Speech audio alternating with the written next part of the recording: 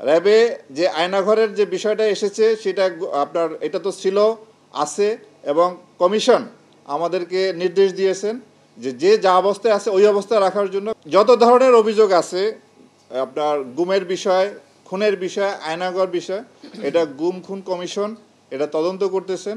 আমরা তাদেরকে সার্বিকভাবে সেই তদন্তে সহায়তা করছি এবং আমরা আশা করব এই তদন্তের ফলাফলের ভিত্তিতে একটা আইনগত ব্যবস্থা নেওয়া হবে।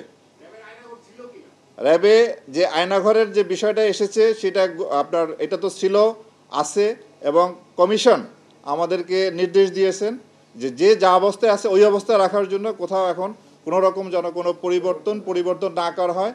অ্যাকর্ডিংলি আমরা ঠিক ওইভাবেই রেখেছি যা যেভাবে ছিল অতীতে। পোশাক পরিবর্তনের বিষয়ে আমরা চিন্তা ভাবনা করতেছি র্যাবের জন্য, যাতে একটি আইন প্রণয়ন করা যায়। র্যাবের কোনো আপনার নির্দিষ্ট আইন নেই, আর্ম পুলিশ ব্যাটালিয়ান আইন সংশোধন করে র্যাব বাহিনী গঠন করা হয়েছে। আমরা র্যাবের জন্য একটা আইন করার চিন্তা ভাবনা করতেছি এবং আর কোন কোন ক্ষেত্রে সংস্কার আনা যায় সেই বিষয়ে আপনাদের মতামত, জনসাধারণের মতামত সাপেক্ষে আমরা পরবর্তী প্রয়োজনীয় ব্যবস্থা গ্রহণ করব।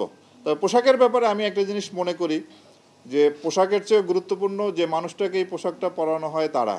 যেমন আমরা প্রতিদিনই ইউনিফর্ম পরি, আপনারা এক এক দিন প্যান্ট পরেন, প্যান্ট শার্ট পরেন, স্যুট পরেন, পায়জামা পাঞ্জাবি পরেন, ব্যক্তি একই।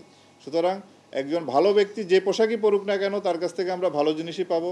খারাপ ব্যক্তিকে আমি যত ভালো পোশাক পরাই না কেন তার কাছ থেকে আমরা ভালো কিছু পাবো না। তারপরও যেহেতু পোশাকের ব্যাপারে একটা মতামত আসছে, আমরা এটা সক্রিয় বিবেচনায় রেখেছি।